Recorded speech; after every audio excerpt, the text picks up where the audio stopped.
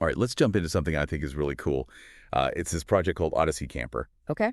And we've got both a YouTube channel and a travel blog to dig into, which right away tells me this is a pretty in-depth project. For sure. Yeah, the creator, Darren, he really documents everything. Yeah, and that's actually what drew me to it, is this is a full DIY van build, and he's chosen a really interesting vehicle for it, too, a Nissan NV200. Yeah, you don't see that every day. No, not your typical van life van, right? Right, more compact, but like you were saying, he walks you through every single step and makes it seem... Feel attainable. Yeah, like anyone could do this. Right, exactly. And that's kind of the point of this whole deep dive, right, is to sort of break down this project and see, See what we can learn from it. Yeah, and see what we can learn from it, exactly. Yeah.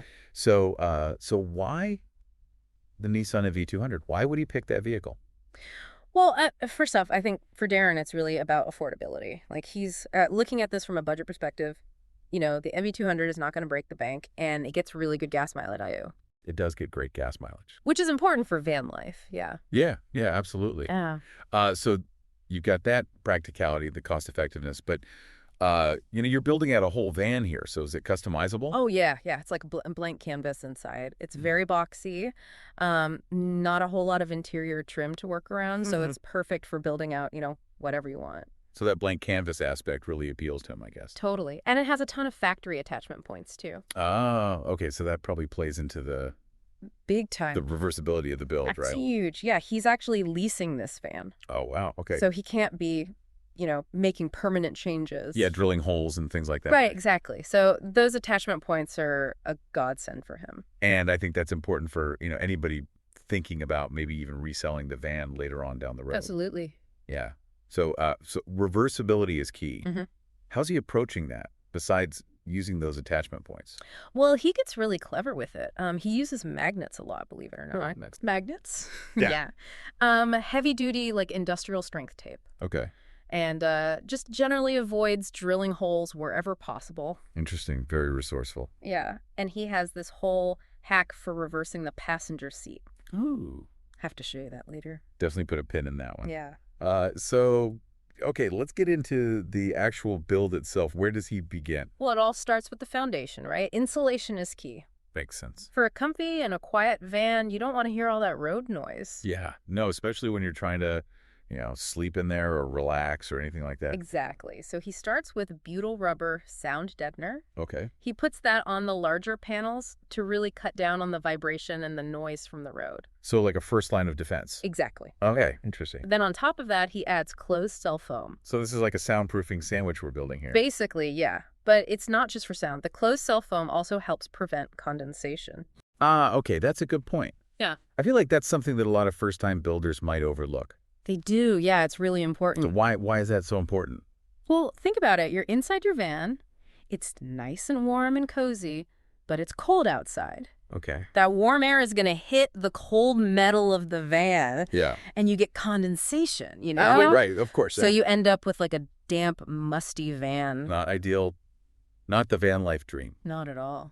So the closed cell foam is there to create that barrier. Yep, stops that moisture buildup. Okay, very cool. Yeah.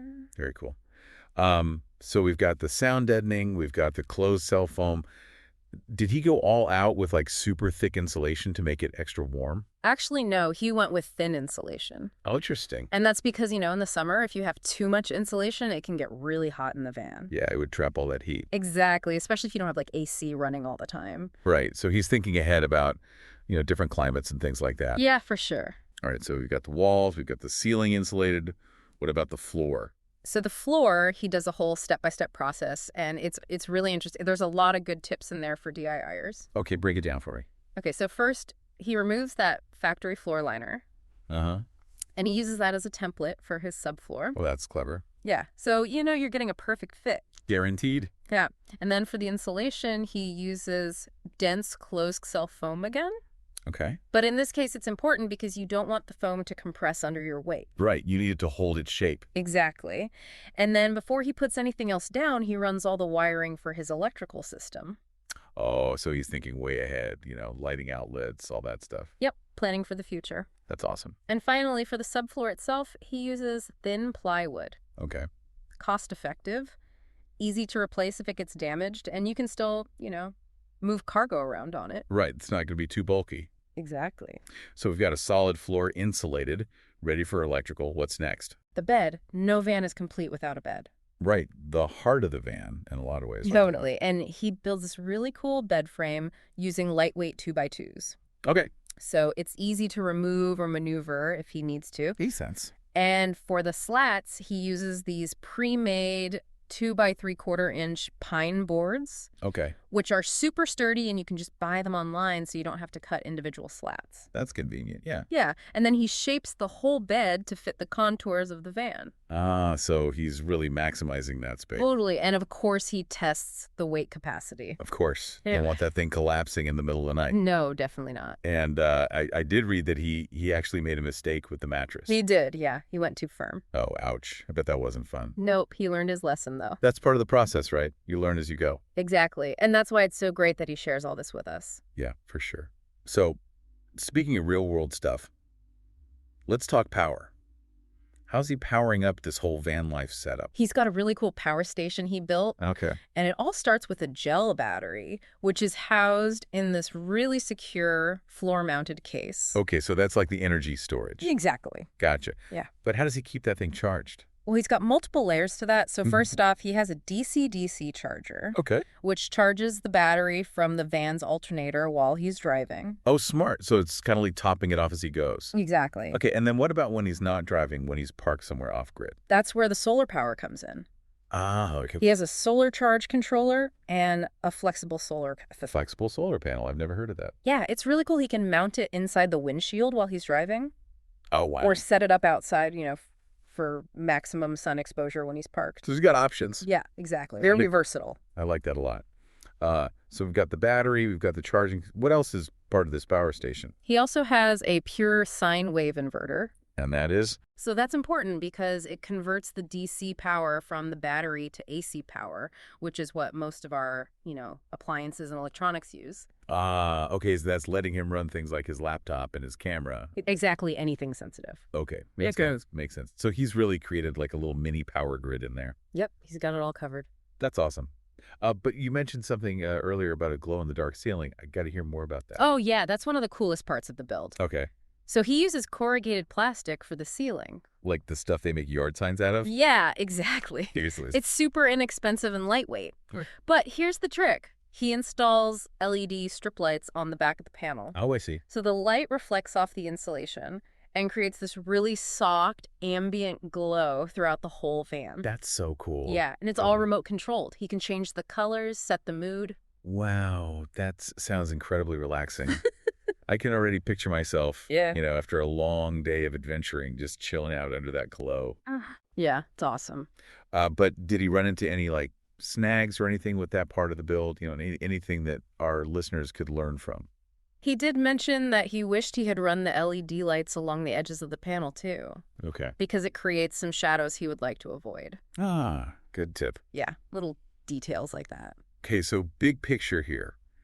What have we learned so far from Darren and his NV200 build? Well, I think one of the big takeaways is that van life doesn't have to be this, super expensive, unattainable thing. Right. He's really proving that. Yeah, he's doing it on a budget, he's being resourceful, he's finding creative solutions, and he's not compromising on comfort or functionality. Yeah, and he's sharing all of it, which is just incredible. It's really inspiring. It is, and I think there's a lot more to learn from them. So we're going to take a quick break, and when we come back, we'll dig even deeper into Darren's tips, tricks, and insights from his OdysseyCamper journey. Sounds good. One thing that really stood out to me as we were kind of going through Darren's build is just how much thought he puts into every little detail. It really does come through, yeah. It's not just about, throwing some stuff in a van and hitting the road. He's really thinking about functionality, comfort, and safety. And doing it all on a budget, too, which I think is really impressive. Yeah, that's a big part of his message, I think. He's showing that you don't need to, spend a fortune to create a really awesome van life setup. All about being resourceful, right? Exactly. He's using a lot of, readily available materials, finding creative solutions, and it's really cool to see. And he shares all of his sources, too, which I love. Yeah, he's not gatekeeping anything. He wants other people to be able to do this, too, Which is really cool. I mean, he's built a whole community around his project. He has, yeah. It's amazing. People share their own builds, give each other advice. It's really positive. That's awesome. Yeah. And speaking of things that are awesome, those reversible modifications he does are mind-blowing. Yeah, talk about ingenuity. Right. I mean, he's really found some clever ways to customize the van without making any permanent changes. It's really impressive. So what are some of the techniques he uses? Like, what's his secret weapon? Well, believe it or not, he uses magnets a lot. Magnets. Magnets, yeah. Mm. For attaching panels, storage solutions, things like that. So he can easily move them around or take them out if he needs to? Exactly, without damaging the van. Brilliant. It's Yeah, all about thinking outside the box, Joe. totally. And another thing that I appreciate is how much he emphasizes safety. Oh, yeah, absolutely. He's not just, slapping things together. He's making sure everything is secure and structurally sound. Which is so important when you're talking about a vehicle that's moving, Yeah, You don't want anything coming loose or falling apart while you're driving down the road. exactly. Yeah. And he's also really transparent about his process. Yeah. He shows the mistakes he makes and how he fixes them. Right. He's not afraid to admit when he messes up. And I think that's really valuable for people who are, learning from him. Yeah, it makes him relatable. It makes him Mhm. seem more human. Yeah, for sure. Okay, so let's talk about the electrical system. This is an area where a lot of people get intimidated, I think. I know. It can seem really complicated. The Darren does a good job of breaking it down, He does, yeah. He explains everything in a way that's easy to understand. which is so important because the electrical system is, kind of the heart of your van in a lot of ways. It is, yeah. It powers all your lights, your appliances, everything. And you want to make sure it's done right. Absolutely.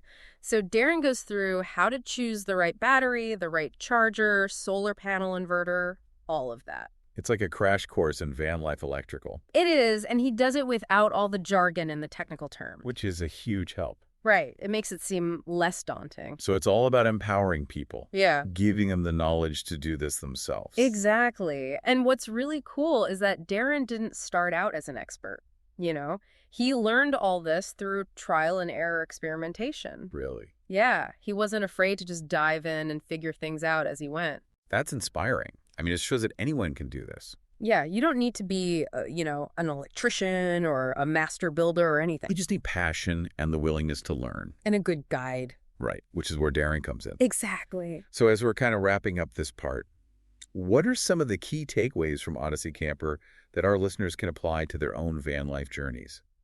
Well, I think planning is really important.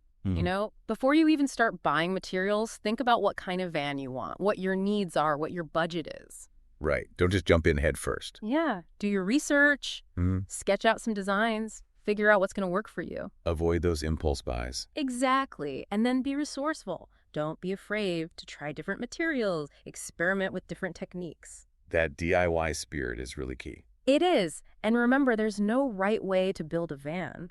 It's all about what works for you and your lifestyle. Exactly. And don't underestimate the power of community. Yeah. Connect with other van lifers. Share your experiences.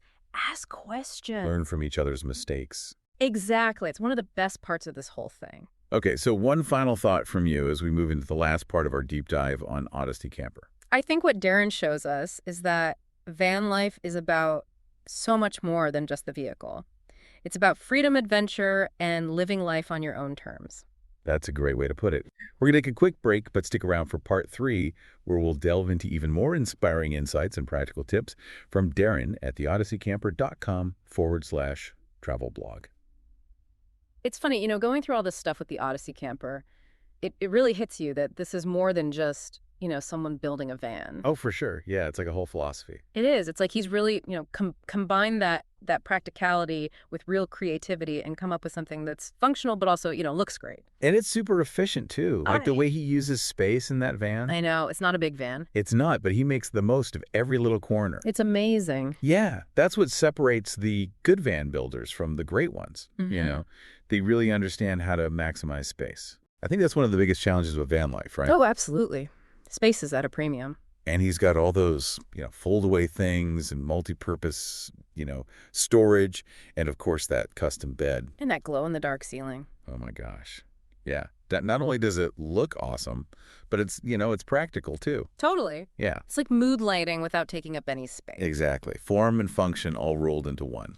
I think as we've gone deeper with this Odyssey Camper thing, it's become less about the how-to and more about just being inspired. Totally. Like, it makes you realize that you could actually do this. You really could. Yeah. It's attainable. Yeah, it's about simplifying your life and having adventures. And Darren's story is proof that you can break free from the 9 to 5 and just create a life that you're passionate about. It's pretty amazing. It is. Yeah. And he doesn't keep it all to himself either. No, he shares everything. He's so generous with his knowledge. That's what I love about this whole project. It's about empowerment. Yeah. It's not about self-promotion. It's about community. Yeah, exactly.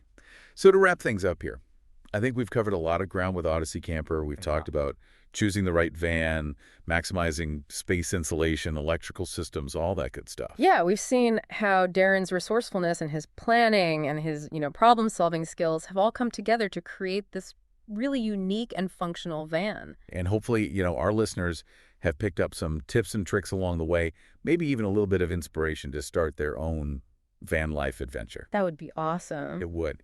And if you're feeling inspired, if Darren's story has resonated with you, be sure to check out his website and YouTube channel. OdysseyCamper.com and OdysseyCamper on YouTube. You'll find tons of information, detailed guides, and a whole community of people who are passionate about van life. It's a great resource. It is. So yeah, get out there, explore, create, live your van life dreams. And until next time, happy travels.